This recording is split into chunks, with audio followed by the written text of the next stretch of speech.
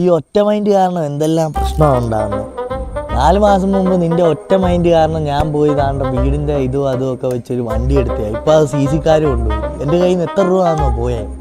Mister ആശും, നിങ്ങൾ ഒറ്റ മൈൻഡിനെ കുറ്റം പറയുന്നു.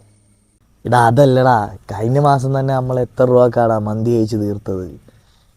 ഗൂഗിൾ പേ ആണ് മന്തിക്കടയുടെ കണക്കെടുത്ത് നോക്കിയാൽ തന്നെ 10,000 രൂപ മുകളിലുണ്ട്. അതൊന്നും ആർക്കും ഒന്നും പറയാനൊന്നും ഇല്ലയോ? നീ എന്തോടാ ഒറ്റ മൈൻഡിൻ്റെ കണക്ക് പറയുന്നു? പക്ഷെ ആ കണക്കുകൾ അങ്ങോട്ടൊന്നും ശരിയാവുന്നില്ലല്ലോടാ നിൻ്റെ.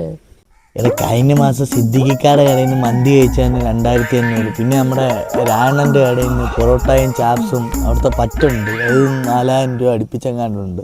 ഇതെല്ലാം നമ്മൾ ഒറ്റ മൈൻഡ് കാണിച്ചേ. അതൊന്നും നിനക്കൊന്നും പറയാനില്ലേ? പക്ഷെ ആ കണക്കുകളൊക്കെ നമുക്ക് ക്ലോസ് ചെയ്യാം. ഇപ്പോൾ അതാണ്ട് അമ്മക്ക് കാസർഗോഡ് ചിക്കു ഷേക്കിൻ്റെ ഒരു കട വന്നിട്ടുണ്ട്, നമുക്ക് അങ്ങോട്ടങ്ങ് തീർച്ചാലോ. ഒറ്റ മൈൻഡിൽ ധനനഷ്ടമുണ്ടായേക്കാം, കൂടാതെ അടിമയുമായേക്കാം. ദയവായി സ്വന്തം റിസ്കിൽ